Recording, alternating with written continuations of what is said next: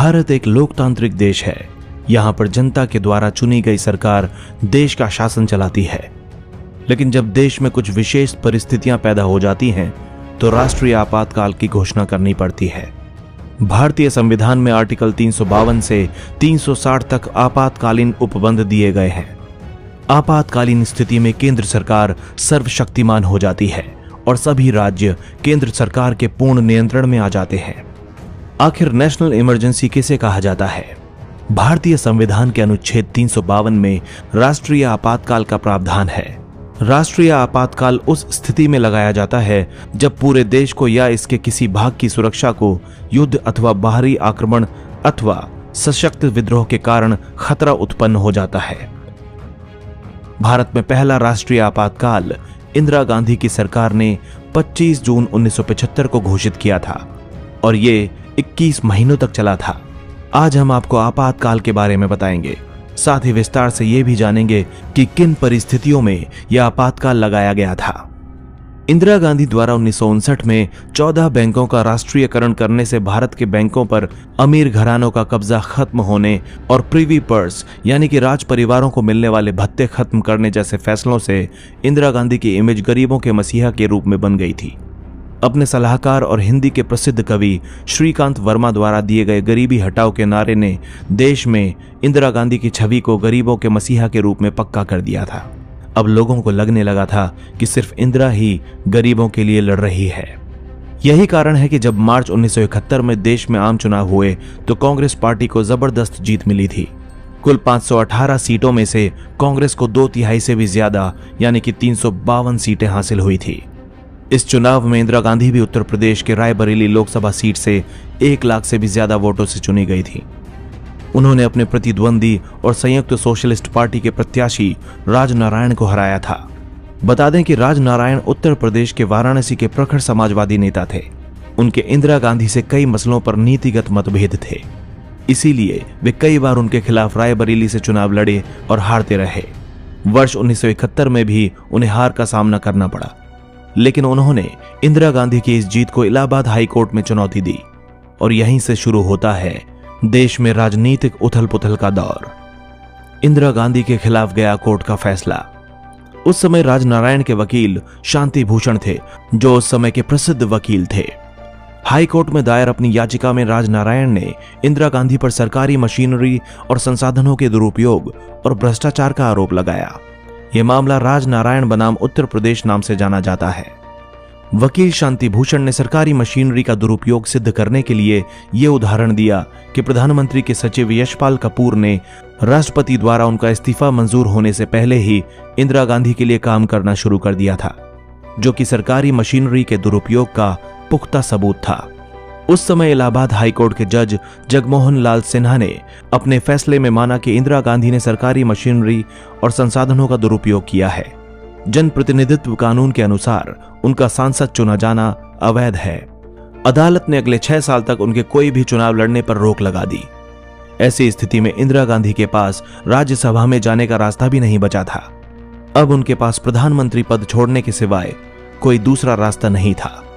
हालांकि अदालत ने कांग्रेस पार्टी को थोड़ी राहत देते हुए नई व्यवस्था अर्थात नया प्रधानमंत्री बनाने के लिए 3 हफ्तों का वक्त दे दिया था। उस समय देश में इंडिया इज इंदिरा और इंदिरा इज इंडिया का माहौल था। ऐसे माहौल में इंदिरा गांधी के होते हुए किसी और को प्रधानमंत्री कैसे बनाया जा सकता था? इसके अलावा इंदिरा गांधी अपनी पूरी पार्टी में किसी पर भी विश्वास नहीं करती थीं। इस संकट के समय कांग्रेस के तत्कालीन अध्यक्ष D.K. बरुआ ने इंदिरा गांधी को सुझाव दिया कि अंतिम फैसला आने तक वे कांग्रेस अध्यक्ष बन जाएं और उन्हें प्रधानमंत्री का पद सौंप दें। उस समय के पत्रकारों के अनुसार जब प्रधानमंत्री आवास पर यह चर्चा चल रही थी, उसी समय वहां संजय गांधी आ गए। उन्होंने अपनी मां को कमरे से बाहर ले जाकर सलाह दी कि वे इस्तीफा ना दें। उन्होंने इंदिरा गांधी को समझाया कि यदि उन्होंने प्रधानमंत्री का पद किसी और को दे दिया तो फिर वो व्यक्ति इस पद को नहीं छोड़ेगा और आपके द्वारा पार्टी में बनाई गई पकड़ खत्म हो जाएगी। इंदिरा गांधी अपने बेटे के तर्कों से सहमत हो गईं और उन्होंने तय किया कि वे इस्तीफा देने के बजाय 3 हफ्तों की मिली मोहलत का फायदा उठाते हुए इस फैसले को सुप्रीम कोर्ट में चुनौती देंगी। इस केस की सुनवाई जस्टिस V.R. कृष्ण अय्यर ने की थी। जज ने अपने फैसले में कहा कि वे इलाहाबाद हाई कोर्ट के फैसले पर पूर्ण रोक नहीं लगाएंगे। सुप्रीम कोर्ट ने इंदिरा गांधी को प्रधानमंत्री बने रहने की अनुमति तो दे दी, लेकिन कहा कि वे अंतिम फैसला आने तक सांसद के रूप में मतदान नहीं कर सकती। जेपी का आंदोलन। कोर्ट की उठापटक के बीच बिहार और गुजरात में कांग्रेस के खिलाफ छात्रों का आंदोलन भी उग्र हो रहा था। बिहार में इस आंदोलन को हवा दे रहे थे जयप्रकाश नारायण। सुप्रीम कोर्ट के फैसले के अगले दिन यानी 25 जून को दिल्ली के रामलीला मैदान में जयप्रकाश नारायण की रैली थी।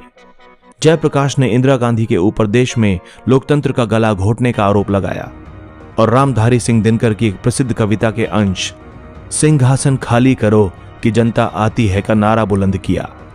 जयप्रकाश ने विद्यार्थियों, सैनिकों और पुलिस वालों से अपील की कि वे लोग इस दमनकारी निरंकुश सरकार के आदेशों को ना माने, क्योंकि कोर्ट ने इंदिरा गांधी को प्रधानमंत्री पद से हटने को बोल दिया है। बस इसी रैली के आधार पर इंदिरा गांधी ने आपातकाल लगाने का फैसला कर लिया था। इसके अलावा कुछ और भी कारण थे जिन्होंने इंदिरा गांधी को आपातकाल लगाने के लिए मजबूर किया था। नंबर 1, इंदिरा गांधी के खिलाफ पूरे देश में जन आक्रोश बढ़ रहा था। इसमें छात्र और संपूर्ण विपक्ष एकजुट हो गए थे। नंबर 2, कोर्ट के आदेश ने भी इंदिरा गांधी की हालत को नाजुक बना दिया था, क्योंकि इंदिरा गांधी अब संसद में वोट नहीं डाल सकती थीं और उनको अपनी पार्टी के किसी भी नेता पर भरोसा नहीं था। इसके अलावा इंदिरा गांधी को लगा कि जयप्रकाश के आह्वान पर सेना तख्ता पलट कर सकती है। इन सभी कारणों के अलावा इंदिरा गांधी को आपातकाल लगाने का सबसे बड़ा बहाना जयप्रकाश द्वारा बुलाया गया असहयोग आंदोलन था। इसी आधार पर इंदिरा गांधी ने 26 जून 1975 की सुबह राष्ट्र के नाम अपने संदेश में कहा कि जिस तरह का माहौल देश में एक व्यक्ति अर्थात जयप्रकाश नारायण के द्वारा बनाया गया है, उसमें यह जरूरी हो गया है कि देश में आपातकाल लगाया जाए ताकि देश की एकता और अखंडता की रक्षा की जा सके। और इस प्रकार देश में पहला राष्ट्रीय आपातकाल 25 जून 1975 को लागू किया गया, जो कि 21 महीने अर्थात 21 मार्च 1977 तक चला। उस समय देश के राष्ट्रपति फखरुद्दीन अली अहमद थे।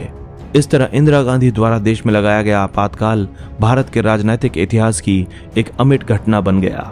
उम्मीद है कि अब आप ठीक से समझ गए होंगे कि देश में आपातकाल कब और क्यों लगाया गया था। दोस्तों, अगर आपको हमारा ये वीडियो पसंद आया हो तो प्लीज लाइक और शेयर जरूर करें और साथ ही चैनल को सब्सक्राइब भी कर लें ताकि आपको आने वाले हर नए वीडियो की अपडेट मिलती रहे। धन्यवाद।